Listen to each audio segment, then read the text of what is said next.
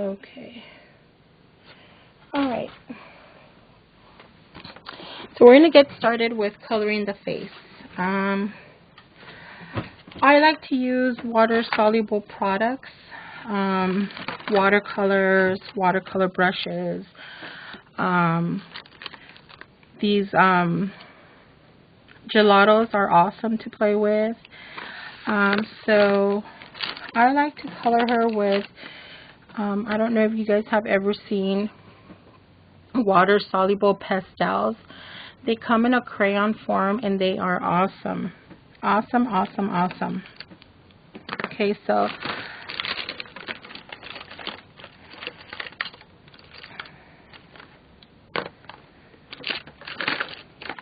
and I also like buying watercolors. They come in these tubes, and these tubes are awesome. They run, they last you for a long time, and they're like $2 or $3 a tube, but they have like tons of colors, and a little bit takes you a long way because they are highly pigmented. So if you guys have never played or used watercolors like this, or even just regular watercolors, they are just awesome because you can do so much with them. You can squeeze some of this into a spray bottle and create your own color sprays. So I have this one, and this is a Koi brand, and it's pale orange, and I like using this color for the skin.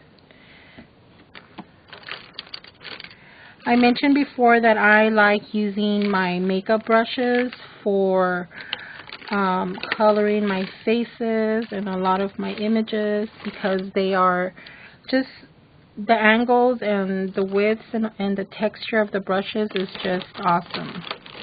I bought myself a very inexpensive brush set at the dollar store. So other fun things to use are Q-tips.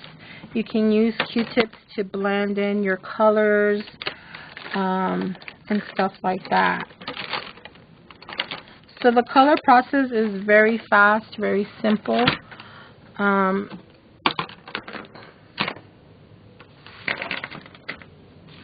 Okay, so here we go.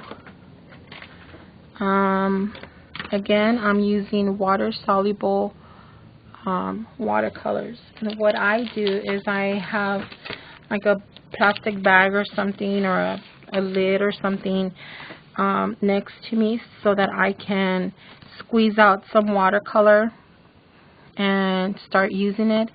The fantastic thing about this watercolor is that if you're done with your project and you still have, you know, paint left, watercolor paint left, and you just don't want to use it anymore, just let it air dry, and it reconstitutes again when you add water to it again. So that's another fun and awesome thing about watercolors, is that when you're done, let your color palette, your colors dry, and then come back again and reuse it when you add some water. That's what I did here. So to get started, normally for my face, I normally like using a shade of yellow, like a very pale shade of yellow, and a skin color, and the liquid Koi watercolor. I think it blends in really nicely, and it makes the skin look a lot more natural, more realistic. So for the coloring of the face, I'm going to use a brush that looks like this. And this would be considered, I think, like a I don't know, a foundation brush. I'm not sure. So all I'm going to do is, to get started, I'm going to take my soluble pastel, and I'm going to lightly color in the face. And as you can see, I am not being at all careful or, you know, too worried about how this is looking right now.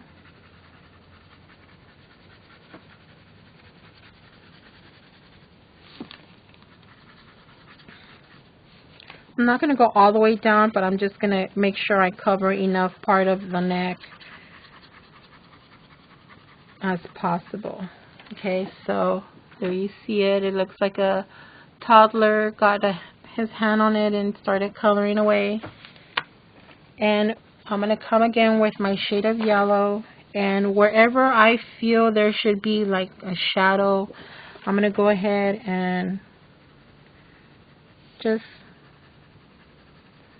put some yellow in there. Now the way to go about to coloring faces is you kind of have to think about it as applying makeup. At least that's how I think about it. When I'm putting on lipstick on my girl and adding, you know, her eyes and stuff like that, I do it as if I was applying makeup to somebody. Okay, so there you have it. Right? Does not look pretty at all, right? So then I'm going to get my brush,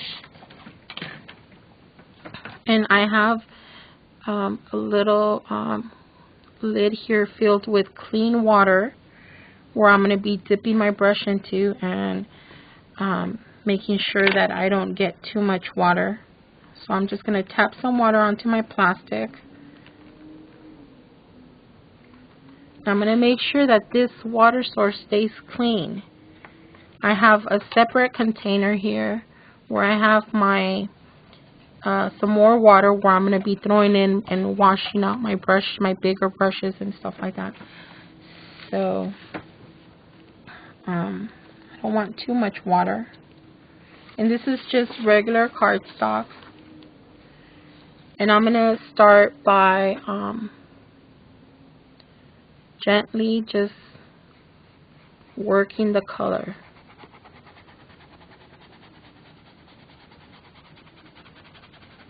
Can you see that? Can you guys see how those soluble pastels are starting to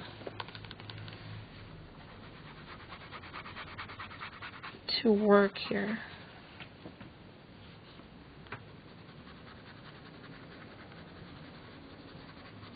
Now, because this is regular cardstock, good cardstock, it's not watercolor paper, I'm not gonna rub too hard.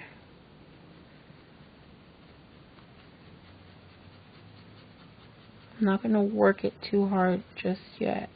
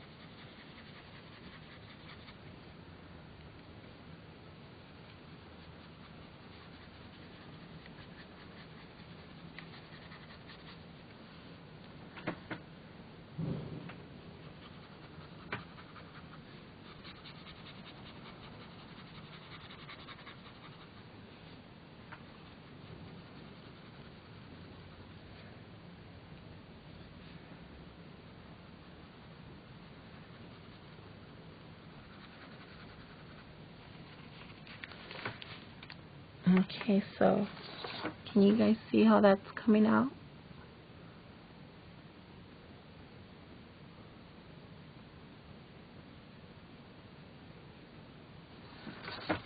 Do you guys have any questions before I keep going?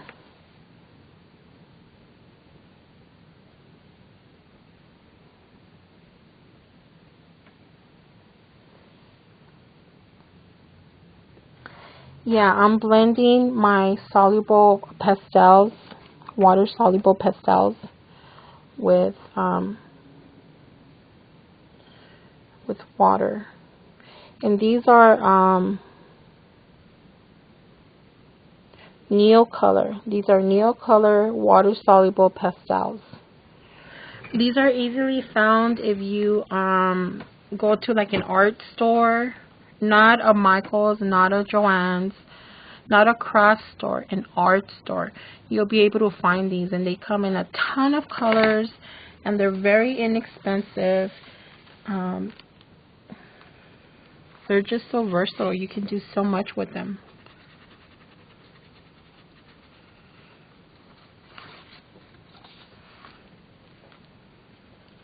So here I'm going to reconstitute my dried up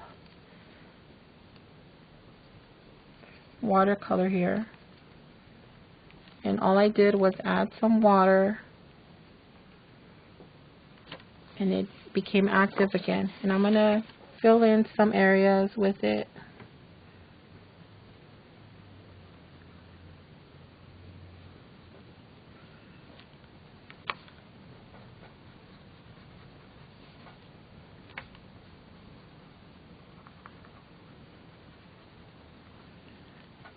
You can achieve probably the same look using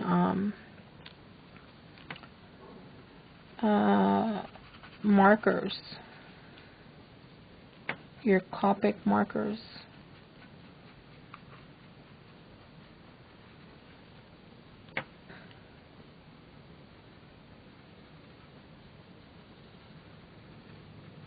Now at this point, her face is not going to be perfect, and I'm fine with that because this is just the first layer of color that I'm adding to her.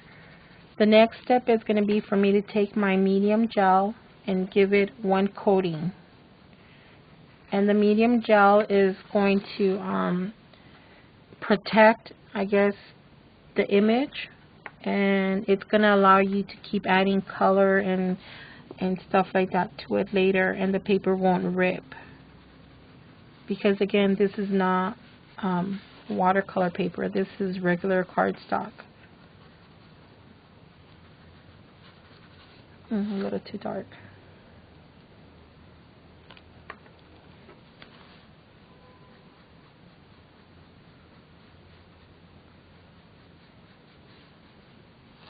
And at this point, I'm not doing her eyes just yet. I'm only focusing on coloring her face. Not too worried on her eyes and her lips just yet.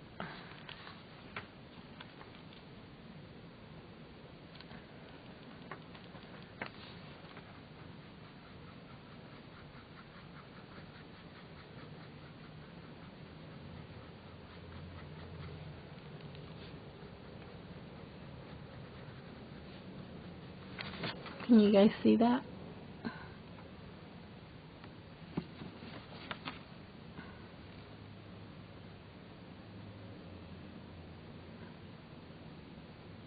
Okay, so I'm going to set her aside right now, and I'm going to let her dry up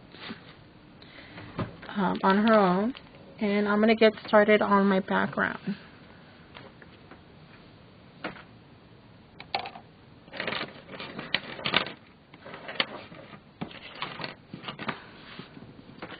Okay, so for my background, I'm going to be using some dryer sheets and some tissue paper.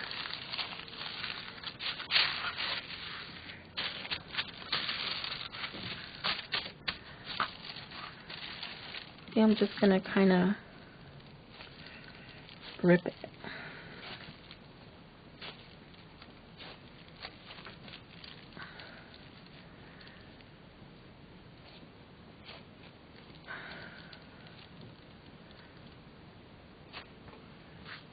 Okay. And I might use some cheesecloth.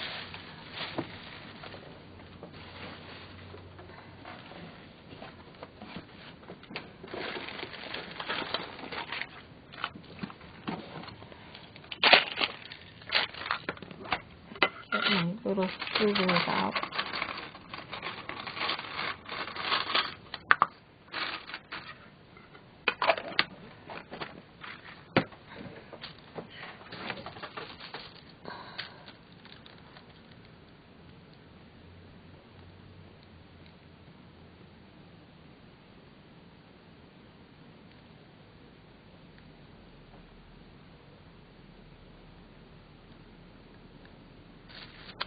do you guys have any questions?